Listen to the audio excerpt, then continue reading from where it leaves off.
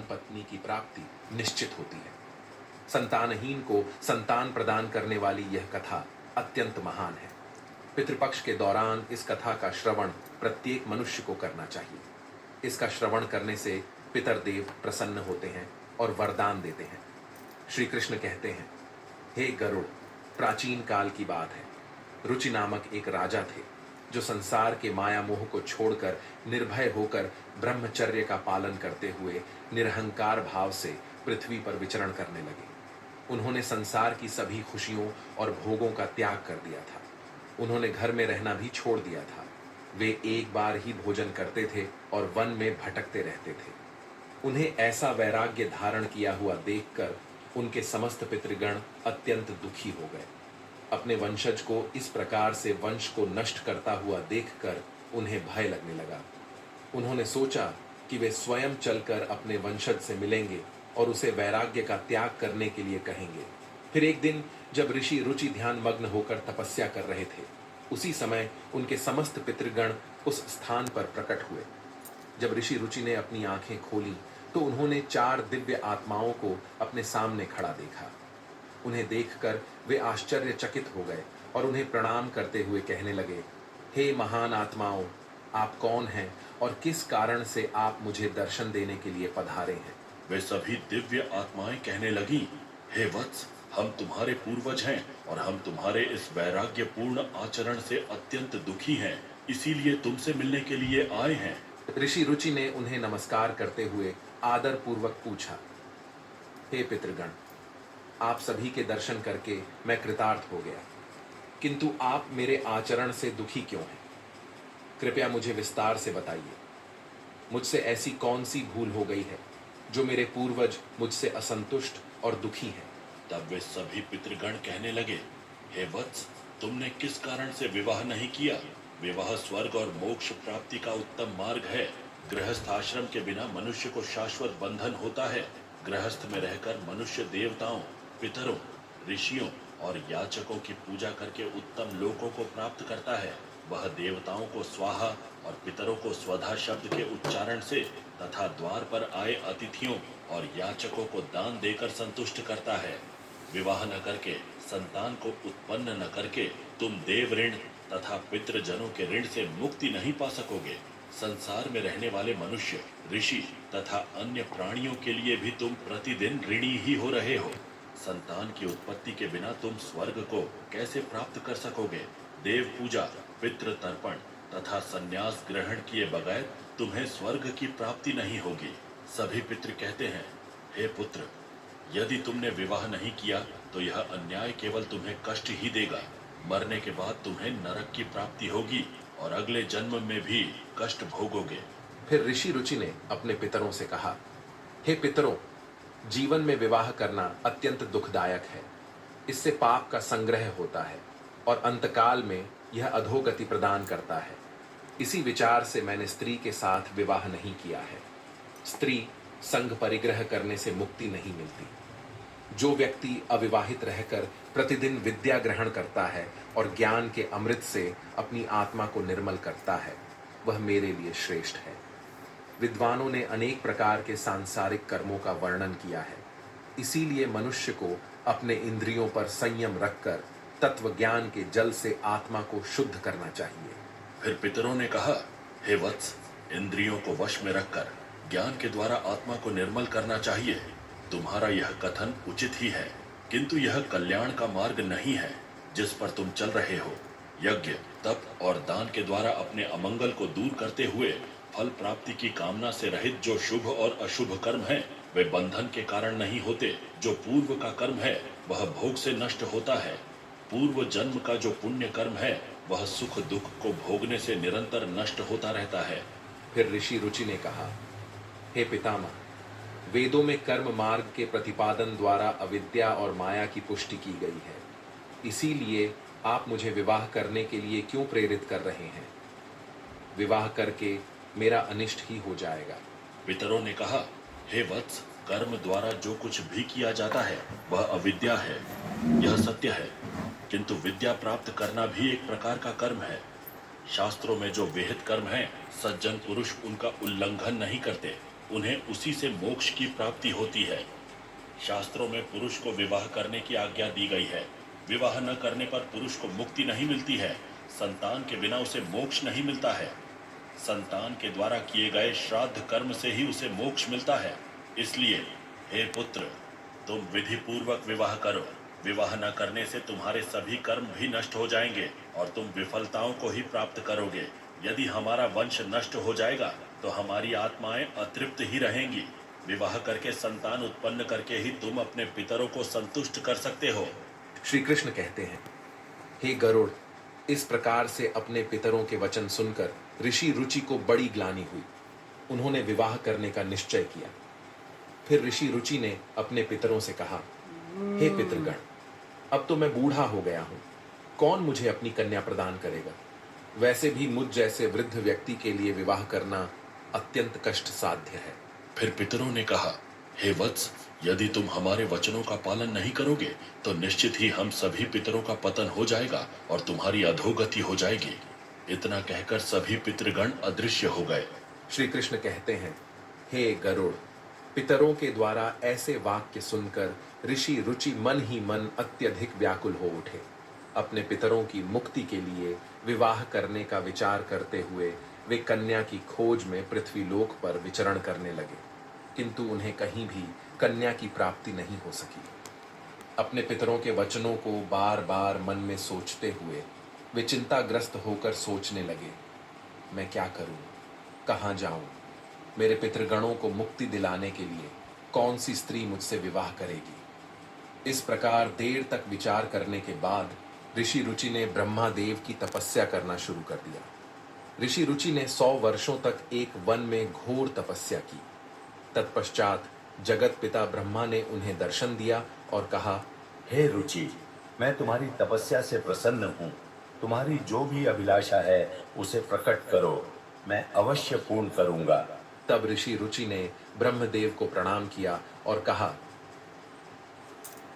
पिता, मेरे पितरों ने मुझे संतान उत्पन्न करने के लिए कहा है, किंतु इस समय मुझे विवाह के लिए कोई कन्या दिखाई नहीं पड़ रही है। इसीलिए कृपया आप मुझे कन्या प्रदान करें, जिससे विवाह करके मैं संतान प्राप्त कर सकूं। इस पर ब्रह्मदेव ने कहा, हे विप्र, तुम संसार के प्रजापति हो जाओगे। तुम्हारे द्वारा प्रजा की सृष्टि होगी। तुम्हारे पितरों ने उचित ही कहा है कि तुम्हें स्त्री से विवाह करना चाहिए। इस अभिलाषा को मन में रखते हुए तुम्हें पितरों की पूजा करनी चाहिए। वे प्रसन्न होकर तुम्हारी इस कामना को पूर्ण करेंगे और तुम्हें उत्तम स्त्री की प्राप्ति होगी। इस प्रकार कहकर ब्रह्मादेव अंतर्ध्यान हो गए। ब्रह्मा जी के वचन सुनकर ऋषि रुचि ने पुनः अपने पितरों को प्रसन्न करने का निश्चय किया। फिर ऋषि रुचि नदी के तट पर पहुंचे और एकांत में उन्होंने अपने पितरों का तर्पण करके उन्हें संतृप्त किया। तत्पश्चात एकाग्र चित्त होकर वे भक्ति पूर्वक अपने पितरों की स्तुति करने लगे। श्री कृष्ण कहते हैं, हे गरुड़, ऋषि रुचि ने अपने पितरों के लिए जो स्तुति की उसे प्रत्येक मनुष्य को ध्यान से सुनना चाहिए। यह स्तुति सब दुख और दोषों को नष्ट करने वाली है। जो केवल एक बार इस स्तुति को सुनता है उसके अनेक पाप नष्ट होते हैं और उसे पितरों का आशीर्वाद प्राप्त होता है। इसलिए तुम इस स्तुति को ध्यान से सुनो, तभी यह कथा सुनने का फल तुम्हें प्राप्त होगा। महात्मा रुचि इस प्रकार स्तुति करने लगे। जो अधिदेवता के रूप में विद्यमान रहते हैं और जो श्राद्ध के अवसर पर देवताओं से स्वधा द्वारा तृप्त किए जाते हैं, उन सभी पितृगणों को मैं नमस्कार करता हूँ। स्वर्ग में अवस्थित महर्षिगण भुक्ति मुक्ति की कामना से मानसिक श्राद्ध द्वारा जिन्हें भक्ति पूर्वक तृप्त करते हैं, उन सभी पितरों को मैं प्रणाम करता हूँ। अग्निश्वात, बर्हिषद, आज्ञप और सोमप नामक पितृगण हैं। वे सभी इस श्राद्ध में मेरे द्वारा संतृप्त होकर तृप्ति को प्राप्त करें। अग्निश्वात पितृ मेरी पूर्व दिशा की रक्षा करें। बर्हिषद नामक पितृगण सर्वदा मेरी दक्षिण दिशा की रक्षा करें। आज्ञप पितृजन पश्चिम दिशा की तथा सोमप पितृगण उत्तर दिशा की रक्षा करें। ये समस्त पितृजन राक्षस, भूत, पिशाच और असुर गणों के कारण उत्पन्न दोषों से नित्य सब प्रकार से हमारी रक्षा करें। विश्व, विश्वभुक, आराध्य, धर्म, धान्य, शुभानंद, भूतिद, भूतिकृत और भूति नामक जो पितरों के 9 गण हैं, तथा कल्याण और कल्यद, कल्यकर्ता, कल्यत्राश्रय, कल्यता हेतु और अनघ नामक जो पितरों के 6 गण कहे गए हैं, और वर, वरेण्य, वरद, तुष्टिद, पुष्टिद, विश्वपात और धाता नाम से विख्यात ये 7 गण तथा पितृगणों के पाप विनाशक जो महान, महात्मा, महित, महिमावान और महाबल नाम से प्रसिद्ध ये 5 गण हैं, उन गणों के ही साथ सुखद, धन्द, धर्मद और भूतिद नामक पितरों का एक अन्य गण चतुष्टय कहा गया है। इस प्रकार कुल मिलाकर उन पितरों के 31 गण हो जाते हैं, जिनसे यह संपूर्ण जगत परिव्याप्त है। ये सभी पितृजन इस श्राद्ध में मेरे द्वारा प्रदत्त कव्याधि से संतुष्ट हों। इस प्रकार ऋषि रुचि द्वारा स्तुति करने पर पितर अत्यंत प्रसन्न हो गए और उसी समय एक दिव्य तेज उत्पन्न हुआ जो आकाश मंडल में चारों ओर व्याप्त हुआ। संपूर्ण विश्व को अपने तेज से आच्छादित करने वाली उस रोशनी को देखकर ऋषि रुचि अपने घुटने पर बैठकर फिर से पितरों की स्तुति करने लगे। रुचि की स्तुति सुनकर पितृगण अत्यंत प्रसन्न हुए और वे उनके सामने प्रकट हुए। रुचि ने पुष्प, गंध और अनुलेप पदार्थों का उन्हें निवेदन किया था। वे सभी पितर उन्हीं को धारण करके उनके सामने प्रकट हुए। रुचि ने भक्तिपूर्वक हाथ जोड़कर अपने पितरों को प्रणाम किया और निवेदन किया। प्रसन्न होकर पितरों ने कहा, हे पुत्र, तुम्हारी इस स्तुति से हम अत्यंत प्रसन्न हैं, इसीलिए अब तुम्हारी जो भी कामना हो वह निसंकोच होकर कहो। फिर नतमस्तक होकर रुचि ने पितरों से कहा, हे पितृदेव, ब्रह्मदेव ने सृष्टि की रक्षा करने के लिए मुझे प्रजापति बनाया है, इसीलिए मैं आपसे संतान उत्पन्न करने में समर्थ, गुणवान, चरित्रवान पत्नी की कामना करता हूँ।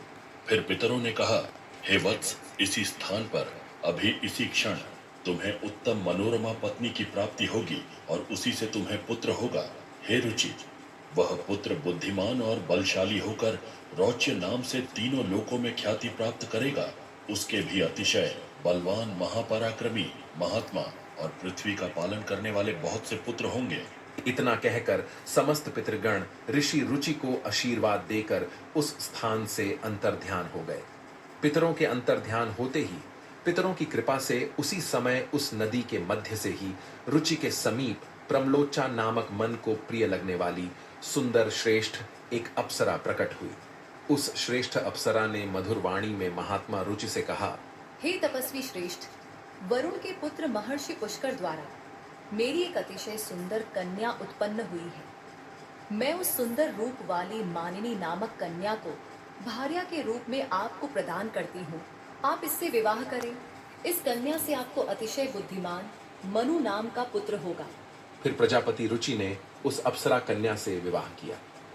श्री कृष्ण कहते हैं, हे गरुड़, इस प्रकार से ऋषि रुचि ने अपने पितरों को प्रसन्न करके विवाह के लिए कन्या प्राप्त की और अपने वंश को आगे बढ़ाया। कथा के अंत में भगवान श्री कृष्ण ने गरुड़ जी को पितरों को प्रसन्न करने के अनेक उपाय विस्तार से बताए। ये उपाय मनुष्य के जीवन में पितृदोष को समाप्त करने और पितरों की कृपा प्राप्त करने के लिए अत्यंत आवश्यक माने जाते हैं। श्री कृष्ण ने गरुड़ जी से कहा कि पितरों को प्रसन्न करने के लिए कुछ विशेष अनुष्ठान, तर्पण और धार्मिक कार्यों का पालन करना आवश्यक होता है। आइए जानते हैं उन महत्वपूर्ण उपायों के बारे में।